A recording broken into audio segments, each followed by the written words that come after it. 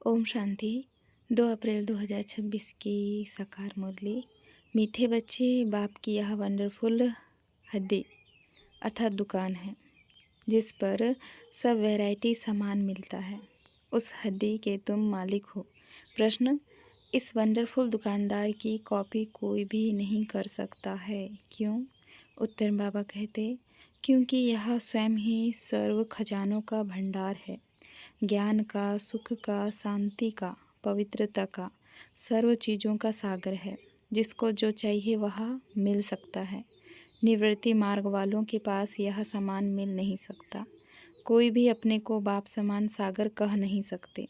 गीत तुम्हें पाके हमने। ओम शांति। अब बच्चे बैठे हैं बेहद के बाप के सामने। इनको बेहद का बाप भी कहा जाए तो बेहद का दादा भी कहा जाए। और फिर बेहद के बच्चे बैठे हैं और बाप बेहद का ज्ञान दे रहे हैं। हद की बातें अब छुट्टी।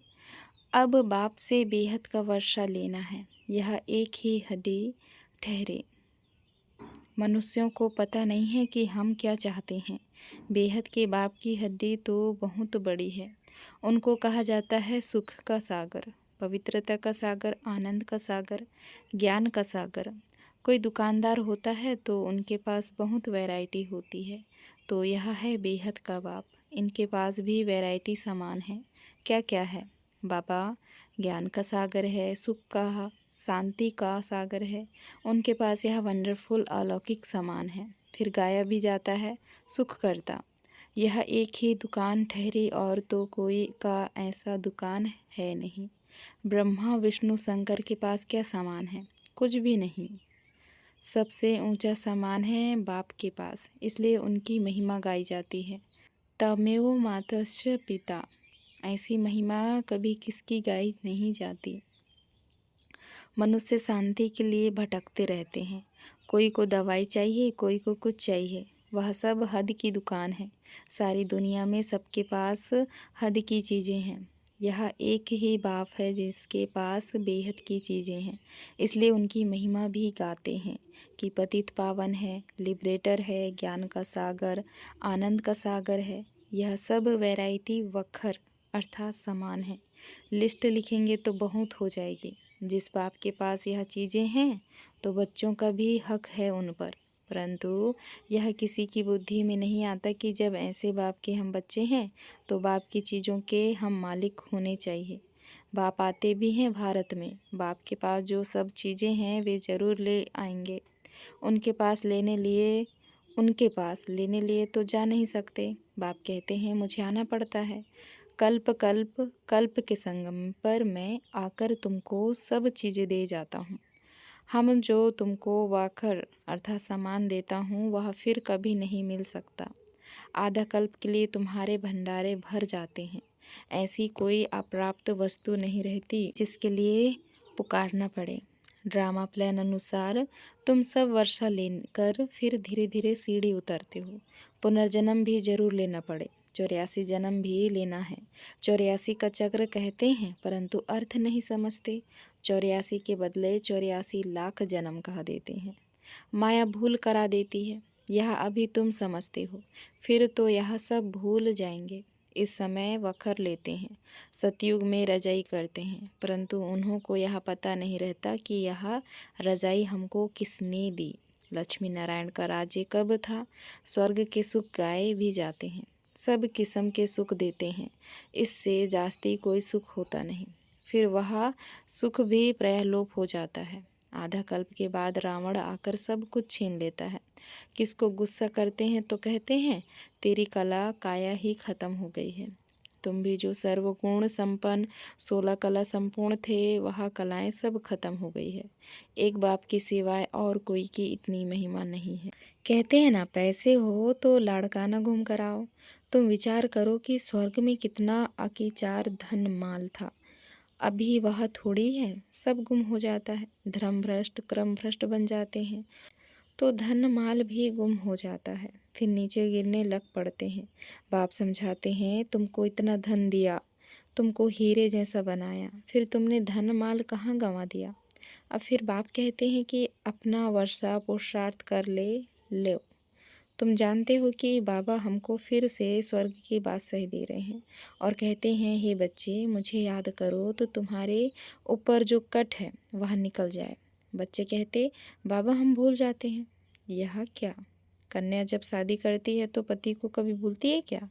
बच्चे कभी बाप को भूलते हैं क्या? बाप तो दाता है, वर्षा बच्चों को लेना है तो ज़रूर याद करना पड़े। बाप समझाते हैं, मीठे मीठे सिकल दे बच्चे, याद की यात्रा में रहेंगे तो विकर्म विनाश होंगे और कोई उपाय नहीं है। भक्ति मार्ग में तीर्थ यात्रा, गंगा स्नान आदि जो करते आए हो तो सीढ़ी नीचे उतरते ही आए हो, ऊपर तो चढ़ ही नहीं सकते। लौ नहीं कहता, सबकी उतरती कला ही है। यह जो कहते हैं कि फलाना मुक्ति में गया, यह झूठ बोलते हैं, वापस कोई जा नहीं सकते। बाबा आया है तुमको 16 कला संपूर्ण बनाने। तुम ही गाते थे कि मुझ निर्गुण हारे में कोई गुण नहीं। अभी तुम जानते हो कि बाप गुणवान बनाते हैं, हम ही गुणवान पूज्य थे। हमने वर्षा लिया था, 5000 वर्ष हुए। बाप भी कहते हैं कि तुमको वर्षा देकर गए थे। शिव जयंती, रक्षाबंधन, दशहरा आदि मनाते भी हैं, फिर भी कुछ समझते नहीं हैं। सब कुछ भूल जाते हैं, फिर बाप आकर याद दिलाते हैं, तुम ही थे, फिर तुमने राज्य भाग्य गंवाया है। बाप समझाते हैं, अब यह सारी दुनिया पुरानी जड़ जड़ी भूत है। दुनिया तो यही है, यही भारत नया था, अब पुराना हुआ है। स्वर्ग में सदा सुख होता है, फिर द्वापर से जब दुख शुरू होता है तब यह वेद शास्त्र आदि बनते हैं। भक्ति करते करते जब तुम भक्ति पूरी करो तब भगवान आए ना। ब्रह्मा का दिन ब्रह्मा की रात, आधा आधा होगा ना। ज्ञान दिन, भक्ति रात। उन्होंने तो कल्प की आयु उल्टी सुल्टी कर दी है। तो पहले पहले तुम सबको बाप की महिमा बैठ सुनाओ। बाप ज्ञान का सागर, शांति का सागर है। श्री कृष्ण को थोड़े ही कहेंगे निराकार पतित पावन सुख का सागर। नहीं, उनकी महिमा ही अलग है, रात दिन का फर्क है। शिव को कहते ही हैं बाबा। श्री कृष्ण बाबा अक्षर ही नहीं सौंपता, कितनी बड़ी भूल है। फिर छोटी छोटी भूलें करते 100% भूल गए हैं। बाप कहते हैं, सन्यासियों से कभी यह सौदा मिल न सके, वह है ही निवृत्ति मार्ग के, तुम हो प्रवृत्ति मार्ग वाले। तुम संपूर्ण निर्विकारी थे, वाइसलेस वर्ल्ड थी, यह है विशेष वर्ल्ड। फिर कहते, क्या सतयुग में बच्चे पैदा नहीं होते, वहाँ भी तो विकार था। अरे वह है ही संपूर्ण निर्विकारी दुनिया। संपूर्ण निर्विकारी फिर विकारी हो कैसे सकते? फिर सतयुग में सब इतने मनुष्य हो, यह कैसे हो सकता? वहाँ इतने मनुष्य थोड़ी होते हैं, भारत के सिवाय और कोई खंड नहीं होंगे। वह कहते भी हैं, हम मान नहीं सकते। दुनिया तो सदैव भरी हुई रहती है, कुछ भी समझते नहीं। बाप समझाते हैं कि भारत गोल्डन एज था, अब तो आयरन एज पत्थर बुद्धि है। अब तुम बच्चों ने ड्रामा को समझ लिया है। गांधी आदि सब रामराज चाहते थे, परंतु दिखाते हैं कि महाभारत लड़ाई लगी, बस फिर खेल खत्म। फिर क्या हुआ, कुछ भी दिखाया नहीं है। बाप बैठे यह समझाते हैं, यह तो बिल्कुल सहज है। शिव जयंती मनाते हैं तो जरूर शिव बाबा आते हैं, वह है हेवनली गॉड फादर, तो जरूर हेवन के गेट खोलने आएगा। आएंगे भी तब जब हेल होगा। हेवन के द्वार खोल हेल के बंद कर देंगे। हेवन के द्वार खुले तो ज़रूर सब हेवन में ही आएंगे। यह बातें कोई डिफ़िकल्ट नहीं है। महिमा सिर्फ एक बाप की है। शिव बाबा की एक ही हड्डी है, वह है बेहद का बाप। बेहद के बाप द्वारा भारत को स्वर्ग का सुख मिलता है। बेहद का बाप स्वर्ग स्थापन करता है, बरोबर बेहद का सुख था। फिर हम हेल में क्यों पड़े हैं, यह कोई भी नहीं जानते। बाप समझाते हैं कि तुम ही थे, फिर तुम ही गिरे हो। देवताओं को ही 84 जन्म लेने पड़ते हैं, अभी आकर पतित बने हैं, उनको ही फिर पावन बनना है। बाप का भी जन्म है तो रावण का भी जन्म होता है, यह किसी को भी पता नहीं। कोई से भी पूछो तो रावण को कब से जलाते हो, कहेंगे वह तो अनादि चलता आता है। यह सब राज बाप समझाते हैं। उस बाप की एक ही हड्डी की महिमा है। सुख, शांति, पवित्रता मनुष्य से मनुष्य को नहीं मिल सकती। सिर्फ एक को थोड़ी शांति मिली थी। यह झूठ बोलते हैं कि फलाने से शांति मिली। अरे शांति तो मिलनी है शांति धाम में। यहाँ तो एक को शांति होगी फिर दूसरा शांत करेंगे तो शांति में रह न सके। सुख, शांति, पवित्रता सब चीज़ों का व्यापारी एक ही शिव बाबा है। उनसे कोई आकर व्यापार करे उनको कहा ही जाता है सौदागर। पवित्रता, सुख, शांति, संपत्ति सब कुछ उनके पास है। अप्राप्त कोई वस्तु नहीं। स्वर्ग का तुम राज्य पाते हो। बाप तो देने आए हैं, लेने वाले लेते लेते थक जाते हैं। मैं आता ही हूँ देने लिए और तुम ठंडे पड़ जाते हो लेने में। बच्चे कहते हैं बाबा माया के तूफान आते हैं। हाँ, पद भी बहुत ऊंचा पाना है। स्वर्ग के मालिक बनते हो, यह कम बात है क्या? तो मेहनत करनी है, श्रीमत पर चलते रहो। फकर अर्थात सामान जो मिलता है वह फिर औरों को भी देना पड़े, दान करना पड़े। पवित्र बनना है तो 5 विकारों का दान जरूर देना है। मेहनत करनी है, बाप को याद करना है, तब ही कट उतरेगी। मुख्य है याद। प्रतिज्ञा भल करो कि बाबा हम विकार में कभी नहीं जाएंगे, किसी पर क्रोध नहीं करेंगे, परंतु याद में जरूर रहना है, नहीं तो इतने पाप कैसे विनाश होंगे। बाकी नॉलेज तो बड़ी सहज है। 84 जन्म का चक्र कैसे लगाया है यह किसी को भी तुम समझा सकते हो। बाकी याद की यात्रा में मेहनत है। भारत का प्राचीन योग मशहूर है। क्या ज्ञान देते हैं? मन मना भाव अर्थात मामेकम याद करो तो तुम्हारे विकर्म विनाश होंगे। तुम गाते भी थे कि आप जब आएंगे तो और संग तोड़ एक संग जोड़ेंगे, तुम पर बलिहार जाएंगे, तेरे सिवाय और कोई को याद नहीं करेंगे। प्रतिज्ञा की है फिर भूल क्यों जाते हो? कहते भी हैं हद कारड़े दिल यारड़े। कर्मयोगी तो तुम हो। धंधा आदि करते बुद्धियोग बाप से लगाना है।